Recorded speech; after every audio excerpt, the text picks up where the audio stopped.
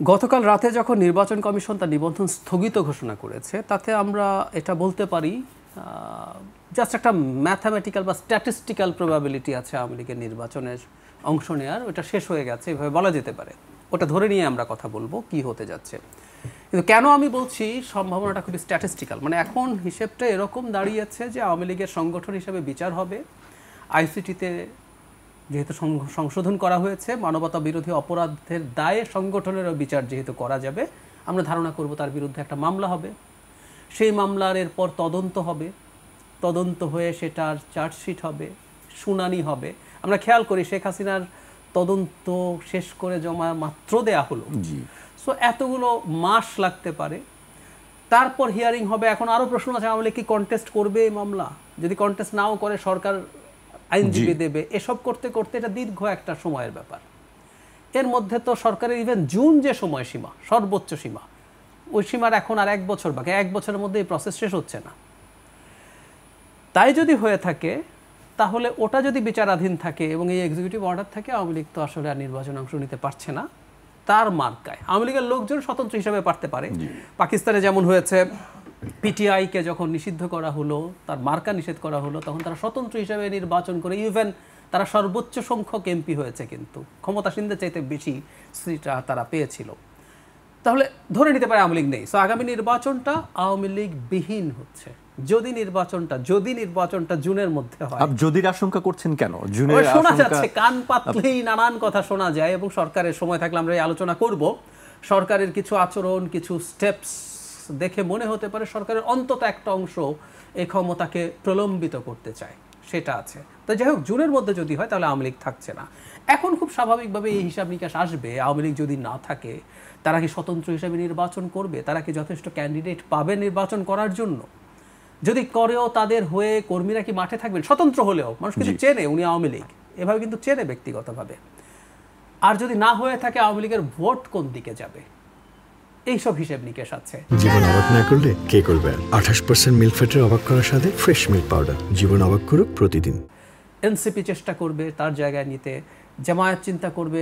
আমি ব্যক্তিগতভাবে মনে করি আওয়ামী লীগ যদি তার মার্কায় ভোট করতে পারত এবং যদি ফেয়ারলি ভোট হবে, কিন্তু আওয়ামী লীগ যদি মাঠে ঠিকঠাক মতো তার ক্যাম্পেইন করে নির্বাচন করতে পারে, ইভেন অনেক দুর্বল ক্যান্ডিডেট দিয়েও তারা জামাতের চাইতে বেটার রেজাল্ট করতো। কারণ জামাতের ভোট আমি এখনও 7-8% সর্বোচ্চ বলে মনে করি, 10% ভোট গেছে মনে করি। আর আওয়ামী লীগের ভোট এখনও কমপক্ষে 20% আছে, এবং বেশ কিছু পকেটস আছে যেখানে আওয়ামী লীগ কিছু সিট পাবে এখনও।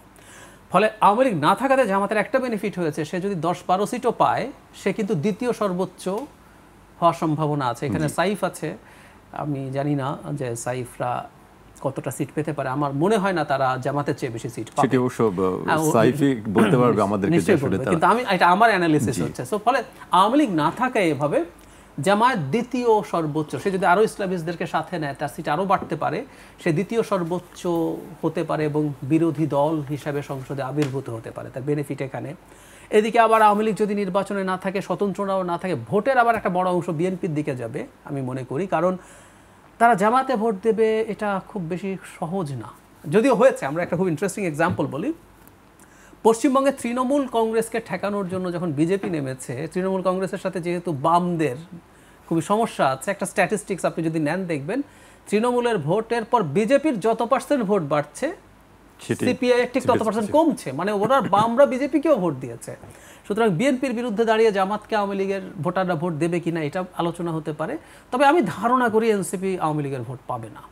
কারণ হচ্ছে এই মুভমেন্ট সবাই ছিল, বিএনপি ছিল, জামায়াত ছিল, সাধারণ মানুষ ছিল, যারা এখন এনসিপি করছে, কিন্তু তারা সামনে আছেন।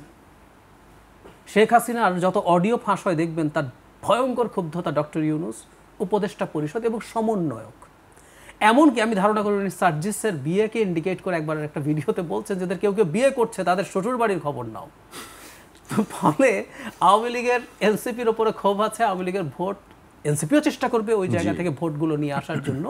আর আরেকটা জিনিস আছে, এটা একটা গুরুত্বপূর্ণ ইম্প্যাক্ট, সেটা হচ্ছে আওয়ামী লীগ না আসায় আওয়ামী লীগের তুলনামূলকভাবে কম অপরাধী, তুলনামূলকভাবে কি বলবো, যে একটা রিফাইন্ড আওয়ামী লীগ বলছে, রিফাইন্ড লোক যদি থাকে তাদেরকেও কেউ কেউ দলে এনে নির্বাচন করানোর চেষ্টা করবে কিনা, সেটাও একটা নতুন বাস্তবতা। সেটি কিন্তু বিএনপির পক্ষ থেকে আমরা জানি রুহুল কবির রিজভী বলেছিলেন যে যাদের ক্লিন ইমেজ আছেন তারা যোগ দিতে পারেন? আমার কাছে মনে হয় আওয়ামী লীগের কিছু লোকের যে ক্লিন ইমেজ নেই তা না, বা সরাসরি অপরাধের সাথে জড়িত ছিলেন সেটা নাও হতে পারে, কিন্তু আওয়ামী লীগ নামটা এমন হয়েছে, it will be a political blunder. আমার মনে আছে নিশ্চয়ই, তখন এনসিপি হয় না, জাতীয় নাগরিক কমিটি তখন ছিল, কিছু কমিশনারকে নিয়ে একটা সম্মেলন মতো হয়েছিল, যেখানে তাদের মধ্যে যারা ভালো আছে তাদেরকে কাজ করানো এবং তাদের কাছে দল তৈরির ক্ষেত্রে সাহায্য চাওয়া হয়েছিল, এবং এটা মারাত্মক রিয়াকশন হয়েছে। সুতরাং আমার মনে হয় না এটা খুব ওয়াইজ ডিসিশন হবে বা তারা করতে পেরে উঠবে, কিন্তু এই চেষ্টা হবে, দলগুলো এখন এইসব হিসেব নিকেশ শুরু করবে।